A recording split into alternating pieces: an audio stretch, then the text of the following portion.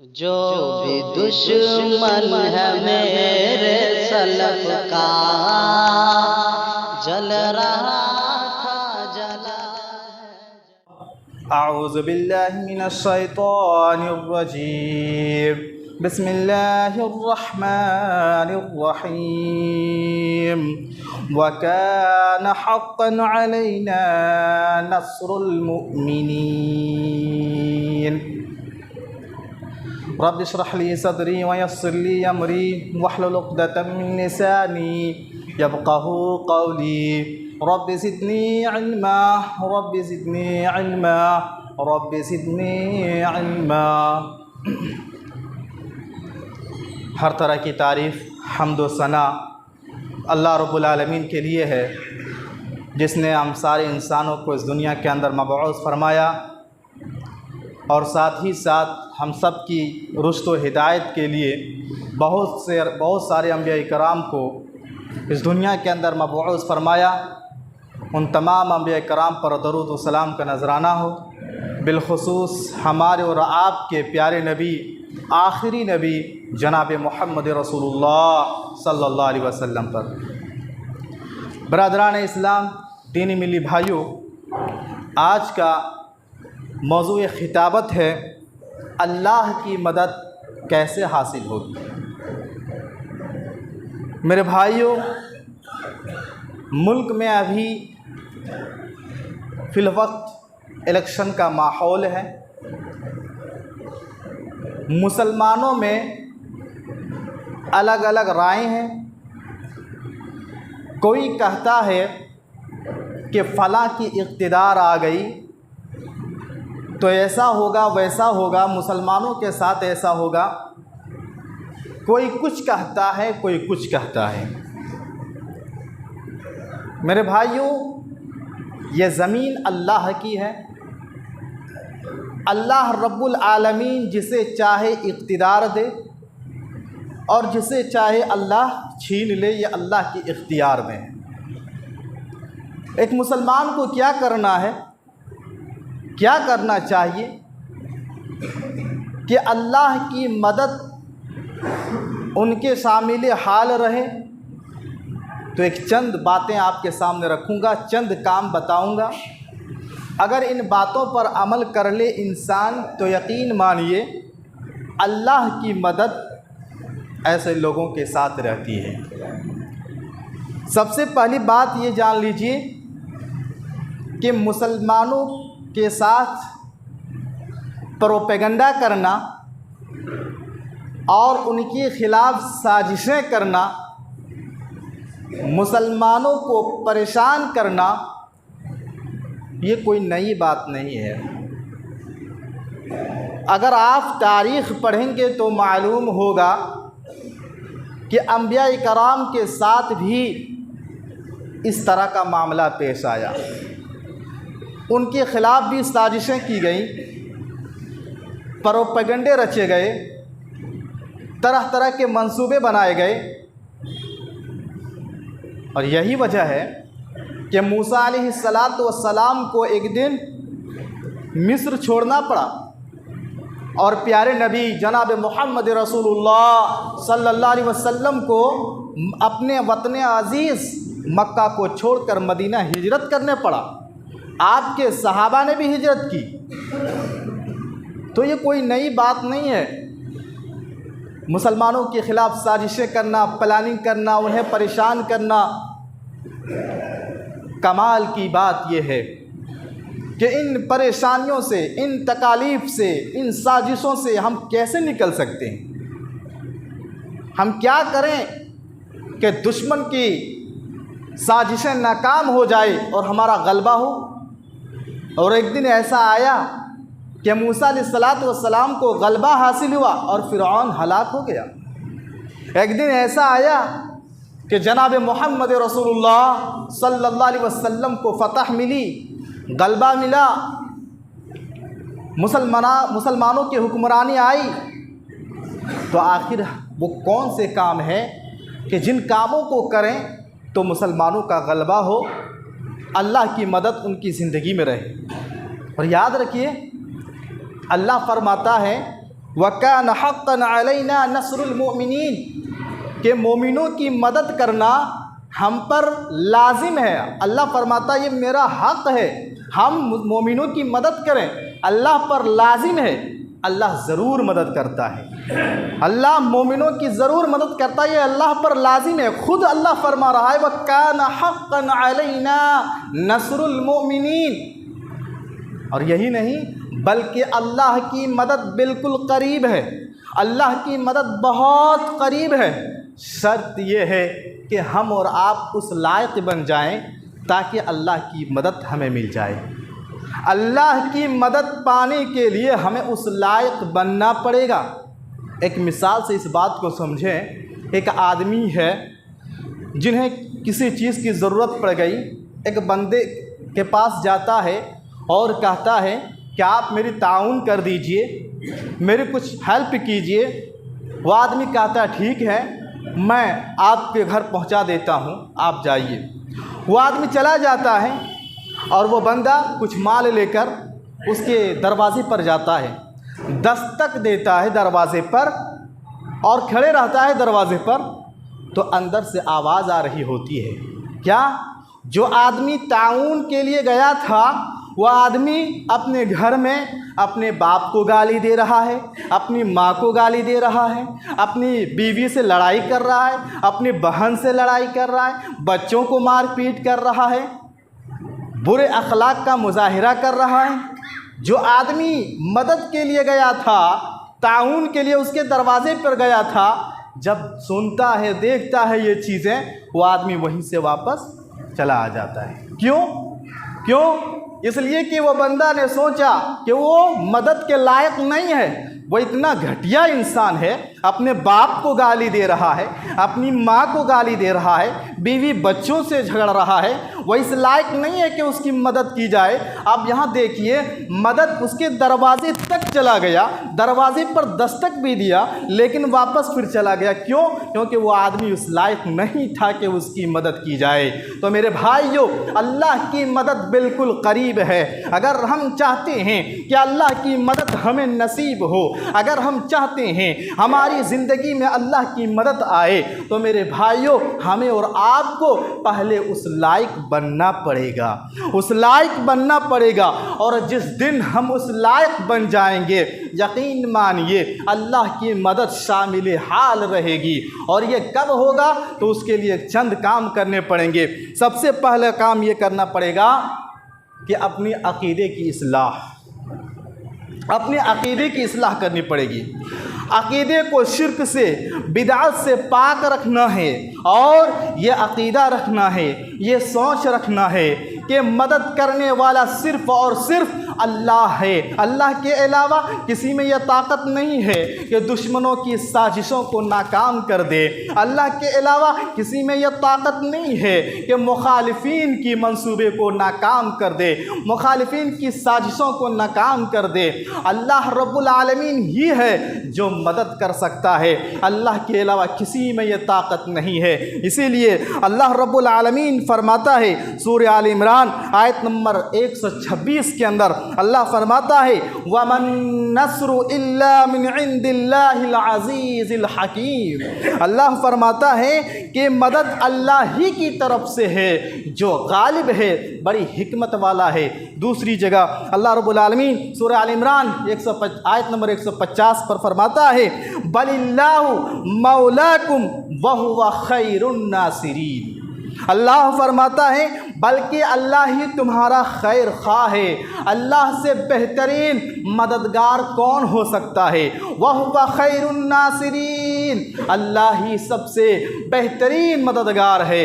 मेरे भाइयों, यही नहीं, एक दूसरी आयत में अल्लाह फरमाता है इन यंसुरकुमुल्लाहु फला गालिब लकुम। अल्लाह फरमाता है अगर अल्लाह तुम्हारी मदद करे तो तुम पर कोई गालिब नहीं आ सकता। दुनिया की कोई ताकत तुम्हें आँख नहीं दिखा सकती, दुनिया की कोई ताकत तुम पर गलबा नहीं पा सकता अगर अल्लाह तुम्हारी मदद करे। तो मेरे भाइयों, अल्लाह की मदद चाहते हैं, अल्लाह की मदद हमारी ज़िंदगी में आए, तो मेरे भाइयों अपने अक़ीदे की पहले इस्लाह करो। देखो कहीं हमारा अक़ीदा शिर्क तो मुलव्विस तो नहीं है, हमारा अक़ीदा बिदअत से मुलव्विस तो नहीं है। अपने अक़ीदे को शिर्क से पाक करो और एक अल्लाह की इबादत का अक़ीदा रखो और ये सोच रखो कि मदद करने वाला सिर्फ़ और सिर्फ अल्लाह है, परेशानियों से निकालने वाला सिर्फ़ और सिर्फ अल्लाह है, मुसीबतों से निजात देने वाला सिर्फ़ और सिर्फ अल्लाह है। अल्लाह के अलावा किसी में यह ताकत नहीं है। तो सबसे पहला काम यह करना पड़ेगा। दूसरी चीज़, अल्लाह की मदद कैसे हासिल होगी? तवक्कुल अल्लाह को अपनाना पड़ेगा। क्या है तवक्कुल अल्लाह? अल्लाह पर कामिल भरोसा, अल्लाह पर कामिल यकीन, अल्लाह पर तवक्कुल। जिसकी ज़िंदगी में ये चीज़ हो, अल्लाह पर कामिल यकीन हो, अल्लाह पर कामिल भरोसा हो, उसकी ज़िंदगी में पहाड़ जैसी मुसीबत क्यों ना आ जाए, उस पर जुल्म व सितम के पहाड़ क्यों ना तोड़ा जाए, उनके ख़िलाफ़ दुश्मन तरह तरह की साजिशें रच ले, अगर अल्लाह पर भरोसा है, अल्लाह पर कामिल यकीन है, तो अल्लाह उसकी मदद फरमाता है। अगर रास्ते बंद हो जाएं और अल्लाह पर भरोसा है, तो अल्लाह बंद रास्ते को भी खोल देता है। जहाँ रास्ते नहीं, अल्लाह वहाँ रास्ते पैदा कर देता है। इसको समझने के लिए मूसा अलैहिस्सलातु वस्सलाम को ज़िंदगी को पढ़िए। मूसा अलैहिस्सलातु वस्सलाम की ज़िंदगी से ये सबक मिलता है। जब फ़िरऔन का जुल्म हो रहा था मूसा अलैहिस्सलातु वस्सलाम पर, बनी इसराइल पर, तरह तरह से उन पर जुल्म ढाए जा रहे थे, साजिशें रची जा रही थी, प्लानिंग किए जा रहे थे। अल्लाह रब्बुल आलमीन ने मूसा अलैहिस्सलातु वस्सलाम को हुक्म दिया कि मूसा तुम अपनी कौम को लेकर मिस्र से रवाना हो जाओ। मूसा अलैहिस्सलातु वस्सलाम बनी इसराइल को लेकर रातों रात मिस्र से निकल जाते हैं और जिस रास्ते से निकलते हैं सामने दरिया हायल हो जाता है, सामने कोई रास्ता नहीं। इधर फ़िरऔन को उस ज़माने का जो मीडिया था उसने बता दिया कि देखो मूसा अलैहिस्सलाम और बनी इसराइल रातों रात यहाँ से रवाना हो चुका है। भाइयों सामने दरिया है, पीछे फ़िरऔन और उसका लश्कर है। अब जाएं तो जाएं कहाँ, अब जाएं तो जाएं कहाँ? सामने दरिया, पीछे दुश्मन, रास्ता बंद है, किधर जाएं? बनी इसराइल आखिर कह उठे मूसा अलैहिस्सलातु वस्सलाम से, ऐ मूसा अब तो हम धर लिए गए, अब तो हम पकड़ लिए गए, दुश्मन हमारे पीछे हैं, सामने दरिया है, हम कहाँ जाएंगे? अब तो हम पकड़ लिए गए। अल्लाह अकबर। ऐसे मोमेंट में, ऐसे हालत में भी मूसा अलैहिस्सलातु वस्सलाम का अल्लाह पर भरोसा देखिए, अल्लाह पर एतक़ाद देखिए, अल्लाह पर तवक्कुल देखिए, किस कदर मूसा अलैहिस्सलातु वस्सलाम को अल्लाह पर भरोसा है। मूसा अलैहिस्सलातु वस्सलाम ने कहा कल्ला इन्ना मअय्या रब्बी सयहदीन। मूसा अलैहिस्सलातु वस्सलाम ने कहा घबराओ नहीं, हरगिज़ नहीं, मेरा रब हमारे साथ है, अल्लाह हमारे लिए कोई ज़रूर रास्ता निकालेगा। अल्लाह अकबर। सोचने वाली बात है, कोई रास्ता नज़र नहीं आ रहा है, सामने दरिया, पीछे दुश्मन। ऐसी हालत में मूसा अलैहिस्सलातु वस्सलाम कह रहे हैं अल्लाह ज़रूर हमारे लिए कोई रास्ता निकालेगा। अल्लाह पर भरोसा है, अल्लाह पर कामिल यकीन है। मूसा अलैहिस्सलातु वस्सलाम डगमगाते नहीं है अब क्या होगा, अब क्या होगा, नहीं, अल्लाह पर कामिल यकीन है और कह रहे हैं अल्लाह ज़रूर कोई रास्ता निकालेगा। जब अल्लाह ने देखा मूसा अलैहिस्सलातु वस्सलाम का ये कामिल भरोसा, ये कामिल एतक़ाद, ये कामिल एतमाद कि मूसा अलैहिस्सलातु वस्सलाम पर का रब पर इतना भरोसा है, इतना भरोसा है, अल्लाह ने हुक्म दिया मूसा को, ए मूसा तुम अपनी लाठी को दरिया में मार दो। मूसा अलैहिस्सलातु वस्सलाम अपनी आसा को दरिया में मारते हैं और 12 रास्ते पैदा हो जाते हैं और बनी इसराइल मूसा अलैहिस्सलातु वस्सलाम दरिया पार कर जाते हैं। अल्लाह अकबर। तो इसलिए मैंने कहा अगर अल्लाह रब्बुल आलमीन पर कामिल भरोसा है, कामिल यकीन है, तवक्कुल है, तो जहाँ रास्ते नहीं अल्लाह वहाँ रास्ते पैदा कर देता है। अगर हम चाहते हैं अल्लाह की मदद आए, मुसलमानों का गलबा हो, मुसलमानों के खिलाफ साजिशें जो रची जा रही हैं वो नाकाम हो, तो अल्लाह पर भरोसा रखना पड़ेगा, अल्लाह पर कामिल यकीन रखना पड़ेगा। अल्लाह के अलावा अगर किसी पर हम एतकाद और भरोसा रखते हैं तो फिर अल्लाह की मदद आने वाली नहीं है। इसी तरह मेरे भाइयों, तीसरी चीज़ जो हमें करना है ताकि अल्लाह की मदद हमें नसीब हो, वो ये कि ईमान के साथ साथ अमल सालिह भी करना पड़ेगा। सिर्फ दावा काफ़ी नहीं है, हम सिर्फ ये कहें अल्लाह पर ईमान है, रसूल पर ईमान है, शरीयत पर ईमान है, जन्नत पर ईमान है, दोज़ख पर ईमान है, तो ये दावा सिर्फ काफ़ी नहीं है, बल्कि नेक अमल करना पड़ेगा, अमल सालिह करना पड़ेगा।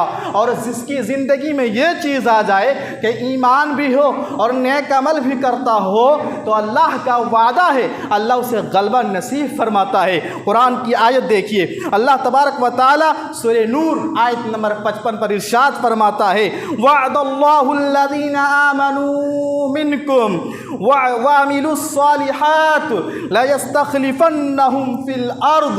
अल्लाह फरमाता है वअदल्लाह, अल्लाह का वादा है उन लोगों का जो ईमान लाते हैं और अमल सालिह करते हैं। अल्लाह रब्बुल आलमीन ज़मीन में उसे खलीफा बनाता है, उसे खलीफा बनाता है, यानी ऐसे लोगों का गलबा होता है। अल्लाह अकबर।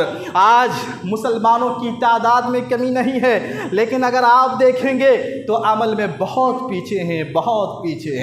दावेदार तो बहुत हैं, हर कोई आपको ये कहने वाला मिलेगा हम तो अल्लाह को मानते हैं, हमारा ईमान है आखिरत पर, हमारा ईमान है जन्नत व दोज़ख पर, लेकिन अमल करने वाले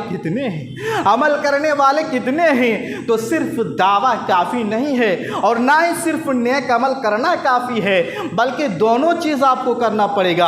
अल्लाह पर ईमान भी रखना है और उसके साथ साथ अमल सालिह भी करना है, तब अल्लाह की मदद शामिल हाल रहेगी, वरना नहीं। इसी तरह अल्लाह की मदद अगर चाहते हैं तो नमाज का पाबंद बन जाओ, 5 वक्त की नमाज बाजमात पढ़ना पड़ेगा। बग़ैर नमाज से अल्लाह की मदद हम हासिल नहीं कर सकते। हम चाहते ये हैं कि हम मुसलमान की बस्ती में रहते हैं, हमारा नाम मुसलमान है, हमने ईदैन की नमाज़ पढ़ ली, हमने जुमा की नमाज़ पढ़ ली, अब हमें क्या करना है? हम काहे को नमाज़ पढ़ेंगे? वो इमाम मुअज्जिन का काम है, समाज और मुआशरे के चंद बुजुर्ग लोगों का काम है। वो लोग जा रही हैं, आज़ान हो रही है, नमाज हो रही है मस्जिद में, हमें इससे क्या मतलब है? ये सोच बहुत ख़तरनाक है। मेरे भाइयों, अगर परेशानियों से निजात चाहते हो, मुश्किलात से निजात चाहते हो, दुश्मनों से निजात चाहते हो, दुश्मनों की साजिशें नाकाम करना चाहते हो, तो अल्लाह फरमाता है वस्तईनु बिस्सब्रि वस्सलाह, अल्लाह की मदद हासिल करो सब्र के ज़रिए, नमाज के ज़रिए। और हमने नमाज ही छोड़ दिया है तो अल्लाह की मदद कहाँ से आएगी? मेरे भाइयों, याद रखो, जिन घरों में कोई नमाजी नहीं है, जिस समाज में नमाजी नहीं है, जो इंसान नमाजी नहीं है, आप देखेंगे उनकी ज़िंदगी परेशानियों से घिरा हुआ है। अहले इल्म कहते हैं कि जो नमाज नहीं पढ़ता अल्लाह उसके ऊपर परेशानियां नाजिल फरमाता है। और आज हमारा मामला उल्टा है, अगर हम परेशान होते हैं तो नमाज छोड़ देते हैं। और नबी सल्लल्लाहु अलैहि वसल्लम का मामला क्या था?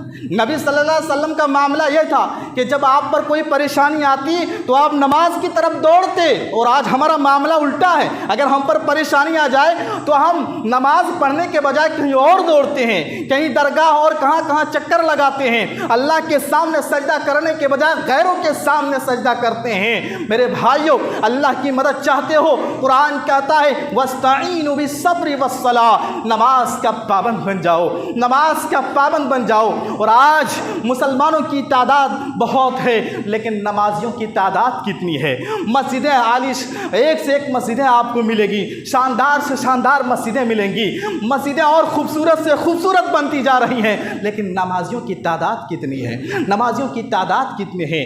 अगर हम नमाज नहीं पढ़ेंगे अल्लाह की मदद हासिल नहीं हो सकती। आप देखेंगे कितने ऐसे लोग हैं जो सुबह से शाम तक सियासत की बातें कर रहा है, ज़ुबान पर ये कह रहा है कि फ़लाँ की इक़्तिदार आएगा तो ऐसा हो जाएगा, फ़लाँ जीत जाएगा तो ऐसा होगा, फ़लाँ को वोटिंग करने चाहिए, फ़लाँ को वोटिंग नहीं करने चाहिए। दिन भर यही बातें ज़ुबानों पर है, लेकिन ऐसे लोगों को आप देखेंगे मस्जिद नहीं आ रहे हैं, मस्जिदों से दूर हैं, नमाज नहीं पढ़ रहे हैं। तो ऐसी बातों से क्या मुसलमानों का गलबा मिल जाएगा? नहीं नहीं। मदद चाहते हो अल्लाह की, नमाज पढ़ो। इसी तरह मेरे भाइयों, एक और बात, अल्लाह की मदद कब आएगी, कैसे हासिल होगी? अपनों से मोहब्बत करना पड़ेगा, मुसलमानों से मोहब्बत करना पड़ेगा, मोमिनों से मोहब्बत करना पड़ेगा। आपसी भाईचारगी से अल्लाह की मदद हासिल होती है। हम अपनों से नफ़रत करें और गैरों से दोस्तियां करें, अल्लाह की मदद रुक जाती है, अल्लाह की मदद नहीं आती है। और आज कितने ऐसे वाक़यात पेश आते हैं, अपना सगा भाई है, अपना पड़ोसी है, अपने मोहल्ले का मुसलमान है, हम कितने ऐसे वाक़यात पेश आते हैं कि अपने सगे भाई से नाराज़ हैं, उनके घर में आना जाना बंद, अपने पड़ोसी से आना जाना बंद, अपने मोहल्ले के मुसलमान से आना जाना बंद, उनके खुशी गमी में शरीक नहीं होते। लेकिन वहीं अगर कोई गैर मुसलमान की शादी कार्ड आ जाए तो हम वहाँ शरीक होते हैं, वहाँ हम शरीक होते हैं। ये अपना मुसलमान भाई ईमान वाला, उनकी खुशी गमी में हम शरीक नहीं होते। हम अपने दिल पर हाथ रख के सोचें कि हमारे दिलों में किसके लिए मोहब्बत है और किसके लिए नफ़रत है। सोचने वाली बात है। कुरान कहता है, शरीयत कहती है कि अपनों से मोहब्बत रखो, आपसी भाईचारगी करो। आज मामला उल्टा है, अपनों से नफ़रत, गैरों से मोहब्बत। कुरान की आयत देखिए, अल्लाह तबारक व तआला फरमाता है, वमन यतवल्लल्लाह व रसूलहु वल्लज़ीना आमनू फ़इन्न हिज़्बल्लाह हुमुल गालिबून। अल्लाह फरमाता है कि जो अल्लाह को, रसूल को, मोमिनों को दोस्त बनाएगा, उनसे मोहब्बत रखेगा, अल्लाह रब्बुल आलमीन उन्हें गलबा नसीब फरमाएगा। और हमारा मामला उल्टा है, तो अल्लाह की मदद कैसे आएगी? हम मुसलमानों से आपस में नफ़रत कर रहे हैं। इसी तरह मेरे भाइयों, अल्लाह की मदद चाहते हो तो आपस में इत्तिहाद और मुत्तहिद होना पड़ेगा, बगैर इसके अल्लाह की मदद नहीं आ सकती। आज ये उम्मत फ़िरक़ों में बढ़ चुकी है, आज ये उम्मत ग्रुप में बढ़ चुकी है। कुरान क्या कहता है? कुरान कहता है, वातिउल्लाह व रसूलहु वला तनाज़उ फतफशलू व तज़हब रिहुकुम। अल्लाह फरमाता है, अल्लाह की इताअत करो, रसूल की इताअत करो, वला तनाज़उ, और आपस में झगड़ा मत करो। कुरान कहता है आपस में झगड़ा मत करो, और आज हम वही करते हैं, आपस में झगड़ते हैं। ये बिल्कुल कुरान के मुखालिफ। तो अल्लाह की मदद कैसे आएगी? अल्लाह की मदद कैसे आएगी? कहा आपस में झगड़ा मत करो। अगर आपस में झगड़ते हो तो क्या होगा? वतज़हब रिहुकुम, तुम्हारी हवा उखड़ जाएगी, तुम कमज़ोर पड़ जाओगे। और आज वही हो रहा है। इसलिए मेरे भाइयों, चाहते हैं अल्लाह की मदद नसीब हो तो इत्तिहाद और मुत्तहिद होना पड़ेगा, एक प्लेटफार्म पर आना पड़ेगा। ये चंद बातें थी। अल्लाह रब्बुल आलमीन से दुआ कीजिए, अल्लाह रब्बुल आलमीन जो भी बातें कही सुनी गई है उस पर हम सबको ज़्यादा से ज़्यादा अमल करने की तौफीक अता फरमा। और आखिर में एक बात याद रखिए कि इस बार की जो वोटिंग है ये बहुत ख़ास होने जा रहा है, बहुत ख़ास है। इस बार कोई इसमें सुस्ती और कोताही ना करें, खुद वोटिंग करें, अपने अहल व अयाल को, अपने दोस्तों को भी इस पर उभारें। और जो इस मुल्क के लिए, मुसलमानों के लिए, इस मुल्क के आइन और दस्तूर के हक़ में बेहतर हो, ऐसे लोगों, ऐसे लीडरों को आप वोट करें, और ज़रूर वोट करें। अगर आपको एक दिन अगर दूर है कहीं जाना पड़े तो जाएं, सुस्ती ना करें और वोटिंग ज़रूर करें।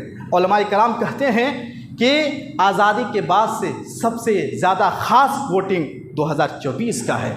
इसलिए इस बार इसमें कोई कमी और कोताही ना करें, जो इस मुल्क के हक़ में बेहतर हो उसके लिए आप ज़रूर वोट करें। अल्लाह जब तक तो दुनिया में रख, ईमान अक़ीदा तौहीद के साथ रख, और जब हम सब मुसलमानों का ख़ात्मा हो तो कलमा बिल खैर, कलमा ला इलाहा इल्लल्लाह पर हम सब का ख़ात्मा हो।